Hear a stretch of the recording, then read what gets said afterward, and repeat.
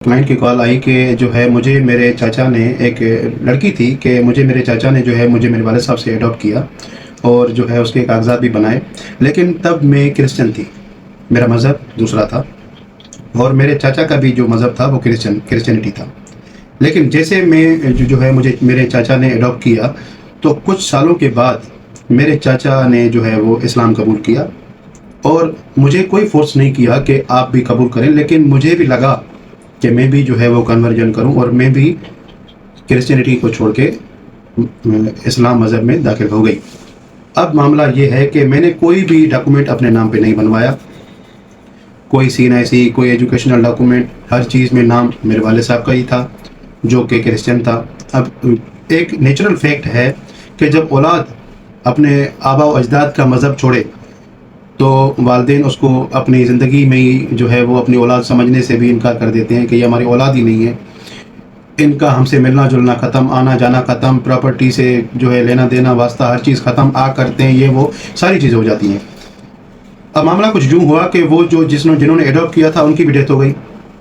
अब उनके जो बेटे बेटियाँ हैं वो ऑन भी नहीं कर रहे मेरी क्लाइंट को कि नहीं आप तो असल में उनकी बेटी हैं।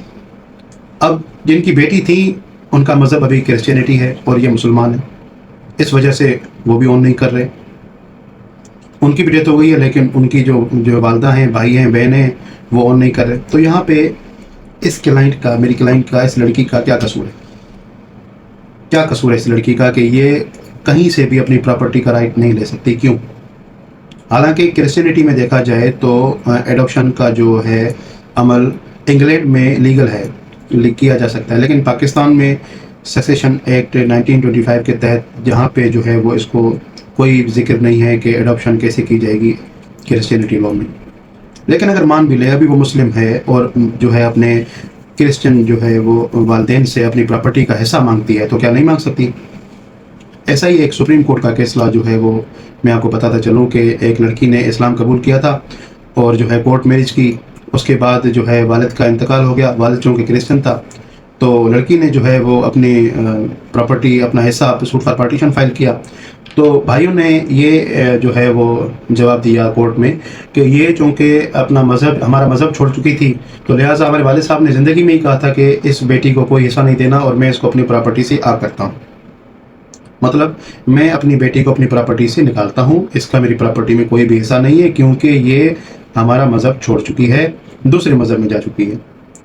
तो सुप्रीम कोर्ट ने ये जो है वो मेंशन किया कि मज़हब छोड़ने की बुनियाद पे मज़हब तब्दील करना या किसी भी फ़िरके में जाना या पॉलिटिकली इन्वॉल्वमेंट, किसी से वाबस्तगी, पॉलिटिकल वाबस्तगी किसी से भी रखना, ये इंसान का एक फंडामेंटल राइट है 18 साल के बाद। तो लड़की ने सिर्फ वो एग्जीक्यूट किया है पावर अपना जो कि उसको कॉन्स्टिट्यूशन भी देता है और इस्लाम भी देता है। तो लिहाजा इस बुनियाद पे जो है लड़की को प्रॉपर्टी से बेदखल करना गैर कानूनी है और गैर आइनी अमल है। इसके जो है वो कोर्ट ने जो है इसको डिनाई किया और बिल्कुल जो उनका जो है हिस्सा बनता था वो जो है दिलवाया, जो कि जो है उसकी उनकी जो वालिद साहब थे क्योंकि वो क्रिश्चियन थे तो जो डिवीज़न हुई प्रॉपर्टी की, जो पार्टीशन बना वो उनके हिसाब से बना। चूँकि ये मुसलमान थी लेकिन प्रॉपर्टी जिसकी थी वो क्रिश्चियन था तो उसकी वजह से जो है वो जो भी इनहेरिटेंस के जो चीज़ें सक्सेशन में दी गई हैं, इनहेरिटेंस जो क्रिश्चियनिटी मज़हब के तहत उस हिसाब से जो है वो उसकी जो है वो विरासत की गई। कहने का मकसद ये है कि एडॉप्शन के बाद जो प्रोसेस है, कुछ लड़के कुछ लड़कियों के जो हैं वालिदैन CNIC में अपना नाम डलवा देते हैं, एजुकेशनल सर्टिफिकेट में अपना नाम डलवा देते हैं, डोमिसाइल में अपना नाम डलवा देते हैं। तो जिनको एतराज़ है, भाई हो या बहन हो, वो उनकी ज़िंदगी में क्लेम करें कि ये इनका बेटा नहीं है, ये नाम गलत डाला जा रहा है। ये एक बड़ा लूप होल है, ये एक बड़ा जो है फ्लॉ है हमारे सिस्टम में कि हम किसी भी छोटे बच्चे को ले जाके अपने नाम से बेफाम बनवा सकते हैं। इसकी कोई वेरिफिकेशन नहीं होती। एक मेडिकल जो है वो हॉस्पिटल से एक बर्थ सर्टिफिकेट जो मिलता है उसको हमने एक सिस्टम से नहीं जोड़ा कि वही तय करेगा कि वालिदैन कौन है और उसी को आखिरी दम तक जो है वो तस्लीम किया जाए कि वालिदैन कौन है। मतलब कोई भी अगर किसी भाई बहन को अपने बेटा बेटी देता है तो क्या वो उसको अपने डॉक्यूमेंट्स पे वल्दियत में चढ़ा ले? ऐसा कैसे मुमकिन है? इस्लाम इस चीज़ को सख्ती से मना करता है। कुरान शरीफ में हुक्म है अगर तुम लेपालक बच्चा किसी का लो तो उसको अपने असली बाप के नाम से पुकारो।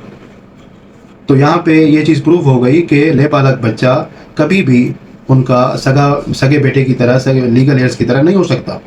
تو پھر اس کے CNIC میں نام، اس کا اکیڈمک سرٹیفکیٹس میں نام، سارے ایجوکیشنل جو ہیں وہ ڈاکومنٹس میں ان کا نام کیوں دلوایا جاتا ہے، کس بنیاد پہ دلوایا جاتا ہے؟ اور بہن بھائی اس دور میں اگر اس کے خلاف بات نہیں کرتے تو شاید وہ اپنے والد صاحب کا لحاظ کرتے ہوں، شاید وہ اپنی والدہ کا لحاظ کرتے ہوں، شاید وہ ان کا لحاظ کرتے ہوں جہاں سے وہ ایڈاپٹ کیا گیا ہے یا کی گئی ہے.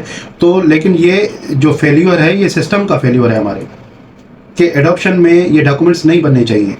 ایڈاپشن کے کچھ سرٹیفکیٹس ہونے چاہیے جو کہ لازماً جو ہے وہ بنوانے ہوں.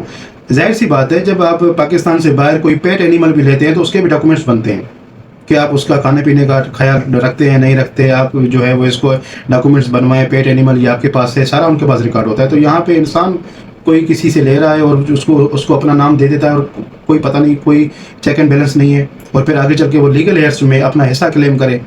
اور پھر اگر بھائی بہن اس اسٹیج پہ انکار کر دیں کہ یہ ہمارا بھائی یا ہماری بہن نہیں ہے، یہ تو لے پالک تھی، تو کورٹ اس اسٹیج پہ آ کے منع کر دیتی ہے کہ بھائی آپ تب کہاں تھے جب اس کا CNIC بن رہا تھا؟ آپ تب کہاں تھے جب اس کے اکیڈمک میٹرک کا سرٹیفکیٹ، بے فارم اور یہ سارے اکیڈمک سرٹیفکیٹ میں ولدیت یہ دی جا رہی تھی، آپ تب کہاں تھے؟ ظاہر سی بات ہے یہ سوال ہونا بھی چاہیے. آپ کو اگر کوئی آبجیکشن تھا تو آپ تب آتے. اب جا کے چونکہ وراثت ہونے والی ہے، آپ کسی سے بھی انکار کریں کہ یہ ہمارا بھائی نہیں ہے، یہ ہماری بہن نہیں ہے، تو کیا کورٹ مان لے گی؟ یا آپ کے کہنے پہ سب کا DNA ٹیسٹ ہوگا؟ کورٹ نے تو سختی سے انکار کیا ہے DNA کروانے کا، کہ اتنا جلدی اگر ہر کسی کی پریئر پہ DNA کروایا جائے تو کسی کو کوئی حق نہیں ہے کہ کسی کی والدیت سے انکار کرے. ہاں، شریعت کے مطابق والد کو حق ہے بچے کی پیدائش کے والے دن یا بچے کی پیدائش سے 40 دن تک والدیت سے انکار کر سکتا ہے کہ یہ میرا بچہ نہیں ہے. اس کے بعد والد کے پاس بھی اختیار نہیں ہے کہ وہ بچے کی والدیت سے انکار کرے. سوال اس ویڈیو میں یہ ہے کہ اگر لے پالک بچہ اپنا CNIC، اپنے اکیڈمک سرٹیفکیٹس، اپنا بے فارم اس باپ کے نام پہ بنواتا ہے جس نے اس کو پالا ہے، جو اس کا حقیقی باپ نہیں ہے، تو کیا وہ لیگل ہیئر بنے گا؟ کیا وہ لیگل ہیئر جو ہے ان میں کاؤنٹ ہوگا؟ کیا اس کو وراثت سے حصہ ملے گا؟ یہ ایک بڑا فیلیور ہے ہمارے سسٹم کا کہ جو حقیقی لیگل ہیئرس ہیں ان کا حق مارا جا رہا ہے. اگر آپ کا بھی اس سے متعلق کوئی سوال یا کوئی آپ کا میٹر یا کوئی بھی پراپرٹی وراثت کے حوالے سے یا کوئی بھی جو ہے وہ ایسی گائیڈنس آپ کو چاہیے اس حوالے سے، تو آپ مجھ سے رابطہ کر سکتے ہیں. میرا موبائل نمبر اسکرین پہ بھی شو ہو رہا ہے. تھینک یو سو مچ. اللہ حافظ.